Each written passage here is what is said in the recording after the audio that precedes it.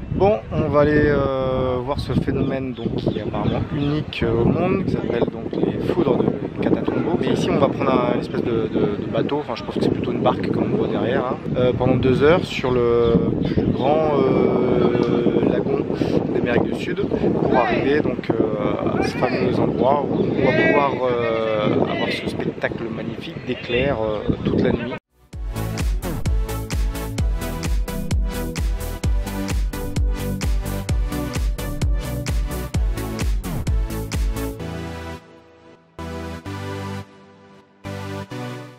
Donc comme on peut le voir, on traverse cette espèce de plante là qui fait penser au nénuphar, je ne sais plus le nom, mais c'est très sympa. Donc dans toutes les réserves naturelles, on observe ce qui se passe. On a pu voir des singes, un aigle, des petits oiseaux, je sais plus ce qu'on va voir d'autres encore. Donc voilà, c'est plutôt sympa.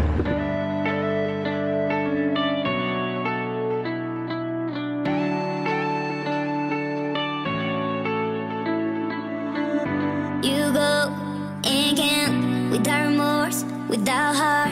In your head, you're right, but in my head, you are the bad. I wanna show to the world that you're the bad one. You always being bad.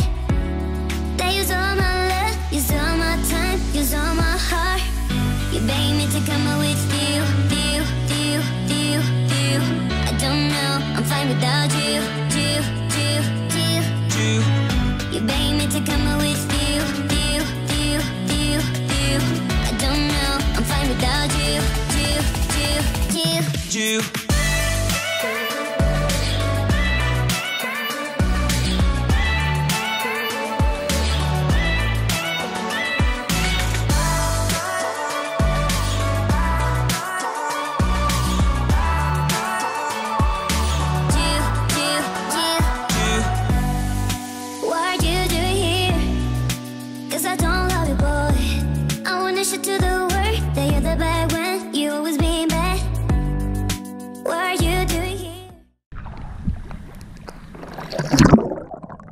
Voilà le moment sympathique de la journée, après s'être tapé le cul pendant 1h30 sur le bateau.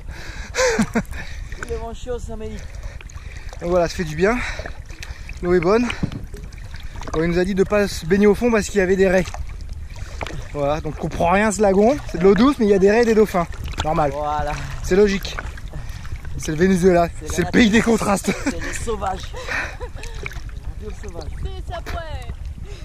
Voilà, et là-bas c'est où on dort. Avec les hamacs. Et hop. Et là-bas c'est où il y aura la foudre ce soir. Les éclairs. 4000 par nuit maximum. C'est sympa. Allez, salut. Bon, sinon, hop, petit tour quand même. Le ponton. Donc c'est là où on va attendre. Hop. Mes yeux sont défoncés. Je suis en mode Terminator. Enfin la Connor, non c'est à côté. Hop. Voilà. Et donc les hamacs, je disais, où on va dormir ce soir. Donc intérêt à pas faire de cauchemar, sinon hop, tu tombes dans l'eau. Dis-le que t'en as marre des touristes. Les touristes c'est chiant. Je suis sur ma petite cahute. Faites chier, tout ça pour voir des éclairs. Et les gens ça leur fait peur. Et vous venez pour ça. Donc, vraiment c'est n'importe quoi. En plus le Venezuela faut pas venir. On vous l'a bien dit normalement à l'ambassade. Donc je vois vraiment pas ce que vous foutez là. Allez, moi j'en ai un foutre, je me casse. Donc voilà où va dormir notre chauffeur Uberboat. Bah, il a son petit matelas à côté de son bateau. Bon, on voit pas grand chose, surtout pas moi, c'est pas le plus important. En fait, il n'y a pas eu beaucoup d'éclairs pour l'instant. Et puis en plus avec du matériel amateur, c'est pas évident de vraiment bien capter ça. Et notamment, ce qui est top, je suis sur le ponton et il y a un ciel étoilé de ouf.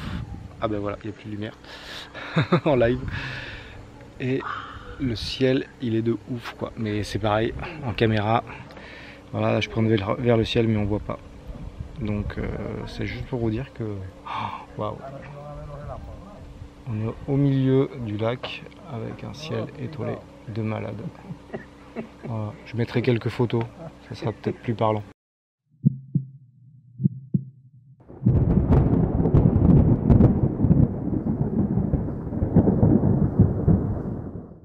Bon, derrière ils sont en train de pêcher du poisson autour de la maison de pilotis. D'ailleurs, ce qui est très bizarre, c'est que j'ai petit déjeuner, 2 poissons et du riz. Et en face, ils mangeaient forcément des arepas avec de la mayonnaise, etc. C'est une autre culture. Je ne l'ai pas mentionné vraiment en début de vidéo, mais je suis au Venezuela et là on est en octobre 2017 et le consulat, l'ambassade de France conseille quand même vivement aux touristes comme moi de partir du pays. Donc je dis pas que je risque ma vie pour vous procurer de belles vidéos, mais c'est un peu ça. Donc je ne sais pas si je vais continuer à faire les beaux endroits que j'avais prévus au Venezuela, puisque bon, déjà personnellement pour l'instant ça va parce que je suis avec des locaux, donc je suis moins une cible potentielle qu'un touriste seul avec un t-shirt bien fluo, bien blanc de peau et qui parle pas un mot d'espagnol. Donc je me fonds à peu près dans la masse.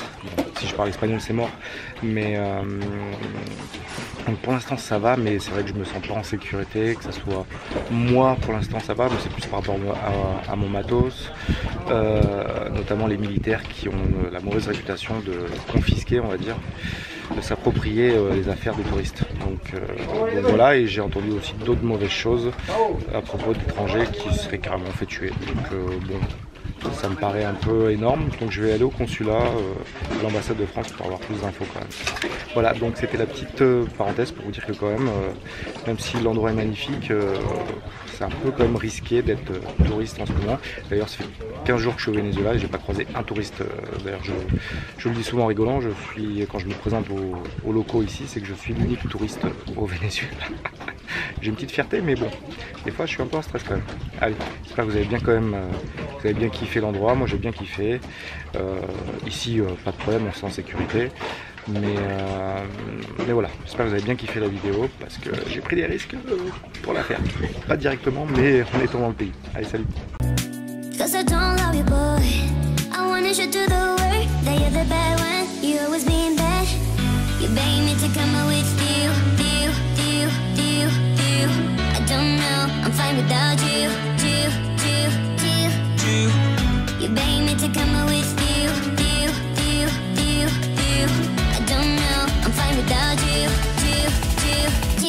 You